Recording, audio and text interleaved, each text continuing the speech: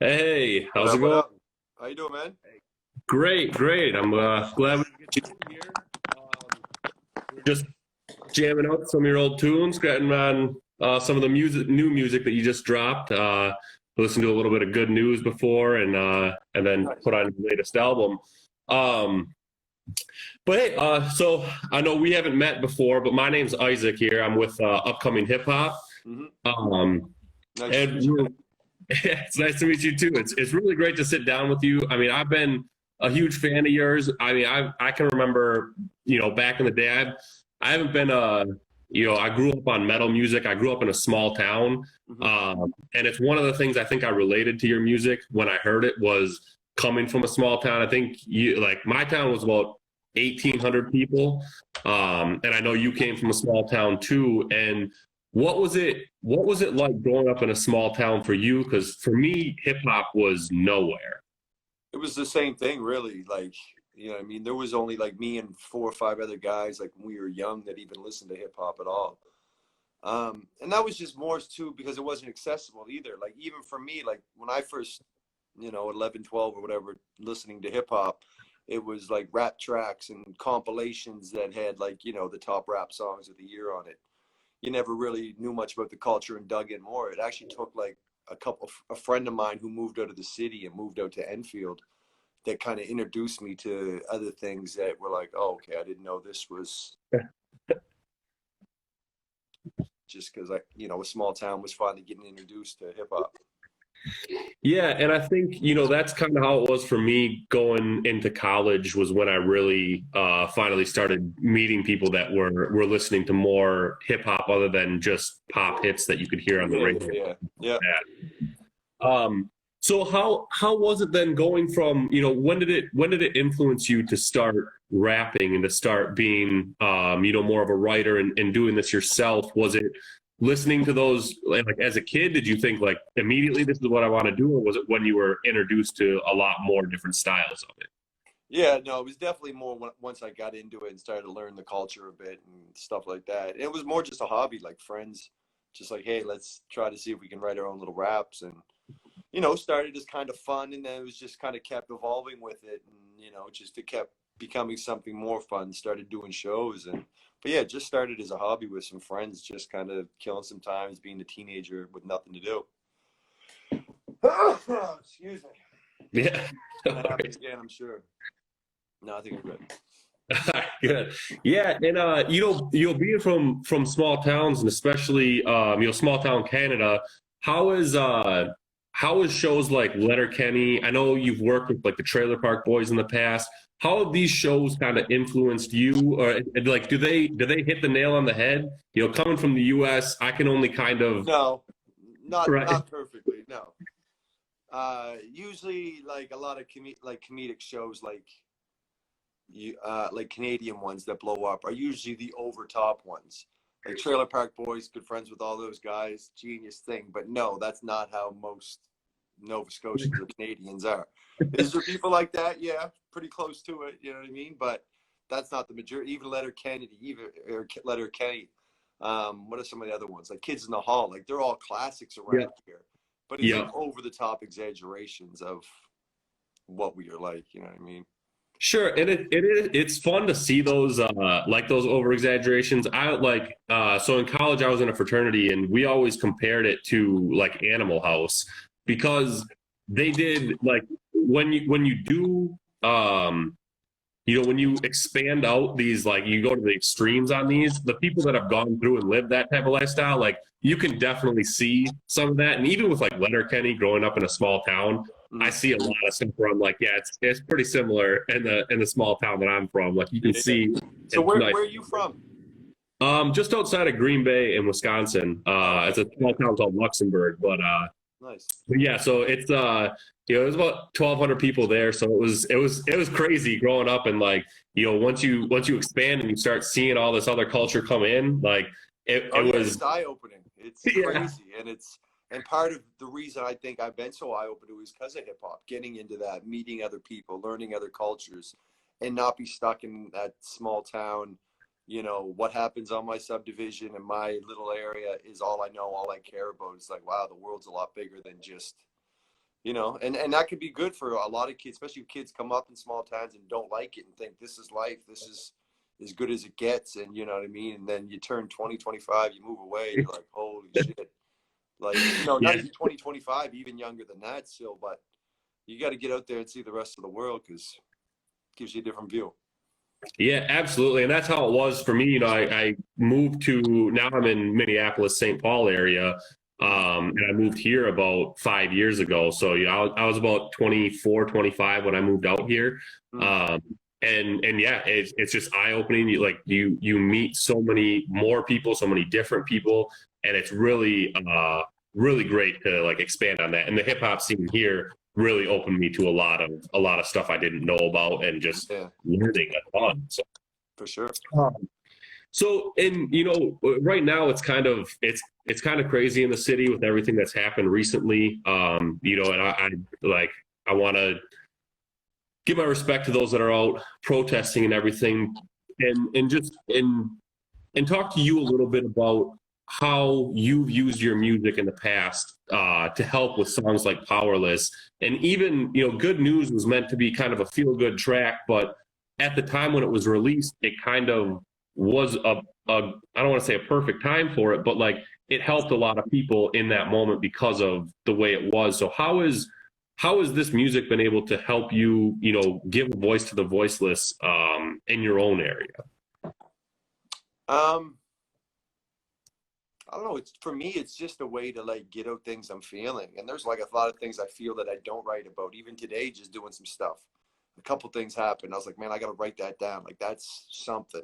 And I didn't write it down, and now I'm kind of like shit, you know. But I don't know. To me, it's just a way to get things off the chest. Of like, you know, I'm pretty opinionated on things that I not necessarily know everything about. I just, you know, common sense of what I understand about certain things, and I have opinions on them. And you know, I like to talk about things I think should be talked about that maybe don't get talked about as much. But for me, it's like that's how I can walk around with a smile as much as I can, is because I get to use music to get these feelings, frustrations, and get it all out. So no, it's everything for me, man. It's therapy without even knowing that it was when I was doing it. But when you look back and it's like, man, I wrote about that, I had that, and it was kind of my outlet to get everything out. Yeah, absolutely. And that's a really big thing for musicians, but you know, people that write, people that draw, like a lot of this stuff, sometimes you don't even realize it while you're doing it, but then you're right. I mean, afterwards, I grew up playing hockey, and so Me for me, too. like, when it Man, when it small went town, away, right, right. small town. Yeah. It's and it's funny because, you know, I didn't realize just how therapeutic it was until you're not playing as much anymore, and you're realizing like, oh man, it'd be great to just, you know, get out on my skates and skate around at that I speed. just started doing that again like a few years ago. Like, you know, me growing up, hockey was life till I was 15, 16, till I got into music hard.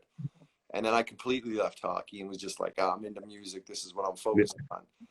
And then, you know, like 5 years ago, got to go back out and play. And it was like the most, I call it like, it's like mowing my lawn and doing yard work and shit. Like what's the best way to describe it? You just don't have to think about it. There's one Yeah, point, you know, it's not like, hey, is this better? Is this better? Hey, should I do it this way or this way? It's just go do it. Put the yeah. puck in the net or just mow the lawn. Get the damn thing done. Like, I enjoy that shit right now. Non-thinking, you know, exercises or whatever you want to call it. Yeah, absolutely. Being able to do, because it's especially when you like, if you were like me, I mean, I started when I was like 3, 4 years old playing hockey. Yeah, right. So, right. So when you've been doing it for that long, like it's just ingrained in you that you're right. You just go out and do it. And that's been part of the, you know, I've been dieting, you know, getting back into shape a little bit so that I can go back and play hockey. Cause I know, you know, Minnesota, it's a different thing over here. Like I played when I first came over here, and it was like, you got like semi-pros and like Russians and Yeah, people that are no, just real get good. like the old timers leg. Go play some of that shit. They don't Right. body check or none of that. It's just like, okay. But no, it's fun, Exactly. man. I really enjoy it. Like we do it twice a week. Me and my brothers and my father still plays with us too. So it's like a family thing. Every Thursday and Sunday, we know we got hockey that night if nothing's going on. Absolutely. Yeah. Absolutely. That's awesome, man. So I also wanted to give a little bit of talk to, you know, the new Time EP that you announced. And and the new track that you just put out, the music video for Good News. It gives me those like those old Nappy Roots vibes. You got that like, yeah. When I was working on this project, I almost remade their beat for, I don't know how y'all and up and done it. What's the song? I don't know what it's called right now. Oh no, hell no. Yeah. I started messing with that. I like Nappy Roots, man. Like that, Goody Mob, Ocast, early Ocast. Like that's my vibe. Like that stuff. Absolutely, and it comes through for me, especially in that track, because it's such good vibes, and that's what they had, that like southern charm to it, and that's soul that's what music. to it. So soul food. Yeah, absolutely. Yeah. So and then with that, is that kind of how you felt with this whole new EP? Is it going to be a lot of that kind of soulful feel to it, or was this just was this track a little bit of an offshoot from it, or is it just kind of everything? Everything's a little bit different. They always got like that boom bap soul kind of base to it. You know what I mean? Foundation. There's a little bit of everything, man. Like I'm wrapping up a song right now with Mercules. They kind of sound. It reminds me of Boom, like Primo and Royce 5'9". Like, so there's something, DJ, my man DJ IV's cutting up on it. A lot of different stuff, man. There's some like broke down acoustic stuff that's like, you know what I mean? Some 808 drum machines, but like with acoustic guitars and stuff. So a little bit of everything, but it's all just like me kind of, the next chapter of where I'm at in life. And at the same time, still some talk shit rap tracks that's, just that 90s hip hop foundation that I grew up on. I like that to still just put it on, hear some metaphors and spin some lyrics. Absolutely. And it's awesome to have those things carry through. I think that's something that I've always loved about, you can tell when people have been in the game for a long time because they're able to keep their own style while evolving it. Like you can bring in, older styles, you can bring in newer styles, you can work with an artist like Mercules, and put out a song like, Good News, where it's, it's that southern chill vibe to it. But then you have, Merc's been just killing it lately, and he's been, it's phenomenal to see what he's doing as well. So, I mean, it's just a big up to you to be able to translate and stay with the times while still keeping true to yourself. I think is one of those reasons why you see people stay around for a while. And I think that's just growing up with what I was influenced when I was younger. Like that's obviously the biggest part of my influence is that 90s to 2006, when I was hard paying attention to everything. But now it's like you got to update styles. It keeps it interesting too. I don't want to just keep making the same beats. So you listen to what's going on, kind of incorporate into that foundation that you have, and keep trying to come up with fresh new stuff that's still like to my core, my style. Absolutely. So the next thing I want to get into, so this is kind of the heart of our interview series here. It's called Quarantine Questions. And so we have a set of questions that we've been asking everybody that just kind of goes with, life in quarantine and what you've been doing along the line. So the first question I have is, when we're forced to kind of be in isolation and be alone with ourselves, I know personally from like, I lived alone for four years, and you get into your own pockets and you don't really realize you're doing weird stuff while you're doing it. For me personally, it's like I make a lot of weird faces, like whether I'm just like thinking about something or rapping or singing, like I make just weird faces, and I'll catch myself sometimes and be like, man, that's like, what am I doing? And so has there been anything, during this that you thought like you caught yourself doing something weird and then like what am I doing right now? No, like for me, it's not that different. Like the biggest difference is I don't really get to hang out with friends. We don't get to go take the kids to the movies or to the mall if we need something. But I literally spend 90% of my time at home kind of doing this anyway. We're not on the road. So no, I don't think there's anything that I can specifically be like, oh, I noticed I do this now. I'd be lying if I said there was something, but no, I can't think of nothing. I mean, and it's true. Some people, especially if you live a certain, like for me, I'm kind of the same way. I spend a lot of time at home. But, I go out to shows, or, I'm covering shows or shooting, but then, when I'm not, it's for the most part, I like to just decompress at home after being around so many people. So I get that too. Yeah. If I think of something, I'll DM it over to you. All right, sounds good. So, So then the next thing is, diets are a big part of people's lives, especially in the early months of the year. People starting their New Year's resolution. gone to You know, shit. Everything's gone to shit since the quarantine. right. So this kind of wiped all that out. But what's something that either you've overeaten or like that you just can't stop eating during this? Everything, man. Like once I get out of here, like 5 o'clock, I'll go have supper. Hang out with the kids, the family, go take them for a walk, bike ride, play basketball, do something. By 7:38, we're putting a movie on, and all of us are going, "Hey, what's for treats tonight?" Yeah. Like that's our basic night, 90% of the time right now. So, whatever it is, chips, chocolate. The kids will start baking cookies just because Dad's into it. It's Wednesday night. I'm like, yeah, let's do it. Whatever. It's Right. gonna be hard, man. Like we really are in like a bad rotation rut right now where we're kind of just, right before I Munching. came out here, my oldest daughter was like, "What's for treats tonight?" I'm like, Yeah. you know what I mean? So we'll try. Yeah. No, I eat pretty good up until like 7:30 at night. right. You know what I mean? The Well, first half of the day, I'm eating my apples, and then it kind of goes to shit. yeah, and I'm kind of the same way. I have these smoothies that I drink that are just it's like broccoli, spinach, blueberry. And that's same shit. I don't do Like, broccoli, but the spinach and the blueberries, yep, the strawberries, and all that. Yeah. yep. So I get that one healthy meal, and then I figure I can cheat then. Like the rest of my day, I That's can do what kind I of how want. I go too. I don't know if it's working though, man. The belly's growing, so you know what I Yeah, mean. it's been working for me so far. So we'll see. We'll see. I had quite a bit more weight to lose, How so old are you? we'll see how it goes. How old are you? I'm 29, Oh so man, we so get like 35. You keep eating like right. that, you'll notice the valley. Absolutely. Um, so the next thing I wanted to get into is live music is it's definitely come to a halt now, and we're not able to do anything. Venues shut down and everything. So, but it hasn't stopped a lot of people from getting their message out there, from getting their music, from doing it in creative ways. So, has there been anything that you've seen that you thought like, man, that's a really innovative way to like get your music out or to still produce live tracks? Man, the day this thing happened, I thought of the whole driving thing. I was like, man, okay, we could do shows if we did a drive and people showed up in the car. And I Instagrammed it out just as like a joke.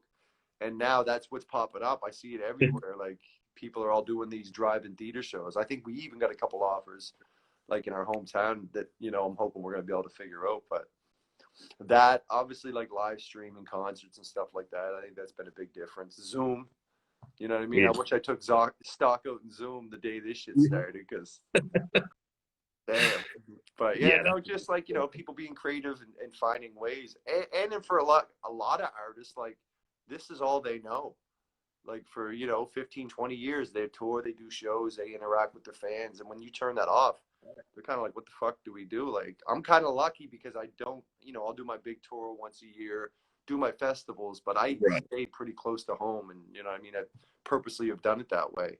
But for some artists, this is all they've known for so long. So you got to find other ways to kind of get that interaction back. And I think even just that feel like you're doing something because they've done that so long. Right. And I've seen, I watch a lot of comedy too. And so like seeing the stand-up comedy world kind of going through the same Yeah. thing and then people that are starting to do the drive-ins there. And I always wonder because, I figure artists at least like practice to themselves in front of nobody, but like stand-up comedians, like they do all their practice on stage as it is. So it's kind of weird. I wonder how that'll go. And I'm interested to see how it'll go Yeah, for I don't you know too. how like a song ends. Does everyone beep the horn? Right. You get those couple assholes that just beep the horn the whole fucking show. Like, Right, you know what right. I mean? There's gonna be a bunch of things that they're gonna be like, oh, that kind of sucked. That didn't work. Yeah. And just the vibe, like even for people sitting in a car, if there's a concert going on, they're gonna just be talking. Like it's not the same. Right. It's as good as you can get, but it's not gonna be. It might be cool in a different way, but it's not gonna be the same way of a real show. Right. And that's what I think. That's why I'm interested to see when these start going off because I've seen even places like Texas Stadium down here are talking about doing like massive 400 cars pull in and like that to me is like that's going to be interesting to see. You're kind of looking out over just a bunch of cars. So Yeah, and you see, like I don't know if they're setting up screens or if the stage is just like 30 feet high or. I don't know. It'd be interesting to see what they do, but I hope they get back to, in Nova Scotia, we're doing pretty good. Like we've only had, a handful of cases in the last couple of weeks. Last week, we're curing, it's getting really good. So, they just today announced that they're opening like the gyms, they're opening restaurants, and they're opening a bunch of stuff. So if we keep it up, maybe we'll be doing shows before the year's over. Yeah, and you hope that the other thing that worries me about some of those things is like if they open that up, people coming from out of town to these shows because it's the only place where venues are opening. That you gotta like that's what worries me here is stuff like that happening. So totally, like I don't know if they're gonna have to keep the borders shut, like country borders, but even province wide. Like I heard they're gonna maybe, I don't know. Yeah, we just kind of take it week by week, couple days by day. We get an update, and this is what you can do, this is what you can't do. But right, common sense. You got to make sure you're thinking for yourself as well, and be smart about whatever you're doing. absolutely. So this next one, this is one of my favorite questions to ask because when this all hit, I was I wasn't laid off, but I was just at home, and my job I couldn't do from home, so I was just kind of sitting at home doing nothing, and it took me a few days of like, oh yeah, this isn't bad, I'll do this for a week or whatever, and then I started to realize how long this is going to take, and so I went to the store, picked up a sketchbook, and just started drawing because it's something I've always wanted to do. And I just thoroughly enjoyed doing it. So has there been anything that you've like wanted to try or some hidden talent that you found during all this where you've just had some extra time to work on it? I was trying to get my dad to teach me guitar. Nice. I tried that a few years ago, and I went like every Tuesday night. I was going to go to his house, and I think I went 1 week, and then I just fell off. And so this time I was going to try it again, but we didn't even do it once. It was a good idea we had. I started doing a bit of video editing. Okay. A little bit of Adobe Premiere. Got into that a little bit, but honestly, man, like I said, it's not much different. It was more so just having the kids around more because they're not in school. So it was more trying to come up with things to do with them. Like today I had them gardening. Like they're shoveling rock and dirt, and today's garden class, so we get the yard work done. But yeah, it's been more like that, trying to keep them busy and trying to find shit for them to do. I'm fine. I can just walk out to the studio and do my thing. So right. Yeah, I mean it's tough. I know my nieces and nephews, they're getting a little wound up. My nieces here, they still got daycare that they can go to, but my nieces and nephews back home, they're in school now, so they're home all the time. My brother's always telling me like, hey, just open the back door and let them run. Yep. Let them do the thing. If they're outside, that's good. So. Yeah. So the last question I have for you here is as we slowly start to reopen and you're getting little things back into your life, what's one thing that you just like can't wait to come back into society? Doing shows. Like I think that's for any artist. Like that's the fun part of being an artist, is doing the shows. Like the studio stuff can be fun, but a lot of that is the legwork, figuring things out, the thinking stuff. The show is just like go out, have your friends, your family there, go have a good time. So definitely shows. Traveling there too, like just having something to look forward to take the kids to go do something other than hanging in the yard and trying to find to do something. Absolutely. Well, take my kids to Great Wolf Lodge. That's my plan. The Great Wolf Lodge? Yeah. Do they have that there? There's one down in Wisconsin Dells. It's like southern middle of Wisconsin. They have a Great Wolf Lodge. That's where I think that's the last time I went down there. They got like big cabin style stuff, a big water park. Yeah. The one we go to up here in Niagara Falls, it's like an indoor hotel, but like the whole water park's indoors. So it's just like the kids just run down the hallway and go to the water park. Oh, that's cool. Yeah. Super chill. I don't know if you've ever been down to Wisconsin Dells, but there's like 20 different water parks in this place. It's just this massive. You guys got a lot of that shit. Up in Canada, it's like you got to usually drive pretty far to get to, the big parks. We got a couple out here in Nova Scotia, but right. You got to go to Ontario or even Quebec for the bigger ones. Yeah, well, I mean, next time you're down there, if you come down to Wisconsin, you should check out Wisconsin Dells. There's also like the Kalahari's one that we went to all the time. Treasure Island, there's like a massive indoor one and then a massive outdoor one. But these are like, and they're all within 5 miles of each other. So it's just No. Well, the last thing I wanted to do here, we can kind of open it up to some of the fan questions here. I was scrolling through to see, what everybody was asking, but I also want to open it up to you. So we'll start here with some of the fan questions that I had seen. Scrolling up to them. There was one, man, I just saw it here too. Do you think the song "All About You" could be a perfect fit for what's going on in life right now? I would love to say yeah, but I think no, because I think right now, to me, "All About You" is not about being selfish, but about making yourself happy, doing what makes you happy. But I don't think that's the right thing to be doing right now, because I think we got to think about other people. Like, I'm not worried about getting the coronavirus, but I'm worried about older people or young people getting it. Like, Right. why we're sitting in our houses and doing what we're doing. So to me right now, it's not, don't do what you want to do. It's not the time to do that. Yeah. It ain't about you. You know what I mean? So For sure. next month, hopefully. Yeah. Yeah, when this opens back up, that song will hit. Then make it about you. Would you ever be a guest appearance on a hit Canadian TV show? Would I ever make a guest appearance? Yeah, if they asked you, would you go on? Sure. Depends what I was doing. You know what I mean? I did what did I do? I did something on Trailer Park Boys once, just like something super small. This hour say it's 22 minutes. I was supposed to do something on that, but it just didn't work out. But it just depends what it is. They want me to, you know what I mean? Just if I think it's gonna be something fun and something I enjoy doing, then I'll do it. So to expand on that, I'll ask my own question here: is there a certain show, either Canadian or US, that you would love to go on, that you would love to be on? Like Vikings or Game of Thrones, even though the Game of Thrones is over. It'd just be hilarious because I want to dress up and just be in a time that is nothing like where I come from. You know what I mean? Absolutely. I've seen Edge. Would you wrestle it? The wrestler Edge. I don't know if you know who he is, but he's and he has got like this accent and shit. It's like it's pretty funny to me.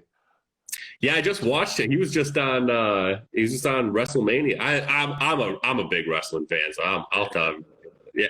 Yeah, no, I grew up on wrestling. Was like early Hulk Hogan days, Ultimate Warrior, Andre the Giant. Left it for a while, but then came back with like Stone Cold and Kurt Angle and Eddie Guerrero. And all that. I came back for a few years, but kind of fell off now. I don't really follow it too much now. Right. When I grew up, like when I really followed it was when it was like Too Cool, D-Generation X and Undertaker was big. So that's fun.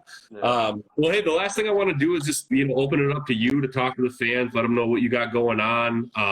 Any message you got for them, just kind of open it up to you to kind of talk about what's going on with you right now. Fucking quarantining, man. Day 88. I don't know what day it is. But just working, man. I put out the Good News song that you were talking about earlier. I put a track out and a video out earlier in the year called Rap Shit with Dax and Snack the Ripper. And those are both coming from this new project. It's an 8-song EP called Time that's coming out in the middle of summer. And I'm going to drop another song and video from that in like the next 2 weeks. We got something that we already shot. It's all done and ready to go. And then I got an acoustic album, which is like my whole catalog done over on like acoustic guitar and just like broke, stripped down. We've been doing this tour or doing these shows where I sit down with my drum machine and just a guitar player and a keyboard player. And that's like the whole show. So we got a whole tour with that. And it's just the same shit, man. Raising kids, smoking weed, having fun, and just, waiting for this quarantine shit to get over to get back to normal or somewhat normal. Absolutely, man. And I want to say also thank you for checking in with us here. It was dope to catch up with you. When we can start doing live shows and stuff and everything, you get to the cities, we can chop it up in person, have another interview series here and we'll talk about life after. Yeah. Tell me about some promoters down in Wisconsin. We can see if we go down there. Absolutely, man. Hey, I know a couple of people. If you've never been to Green Bay, they're starting to finally get a hip hop scene out in Green Bay. I've seen a couple of shows pop up there. Strange Music does a lot in the Green Bay area too. They've had a lot of success. Take me back to your hometown of like 1,500 people. Man, yeah, you want to? I'll set that whole show up. Yeah, I'll tell you what. You want to come play a show in Luxembourg? There it is. I'll set it up. Every small town got one, man. Absolutely. Actually, and it's funny because, Luxembourg was the big city for me. So, like, I grew up in Pilsen, which is about We got two bars, a body shop, and a church. So we used to always joke around that you go to the bars, you crash your car, and then while it was in the shop getting fixed, you repent. So like it. Right. All right, man. Well, hey, thanks for checking in. We'll catch up soon. Nice meeting you, man.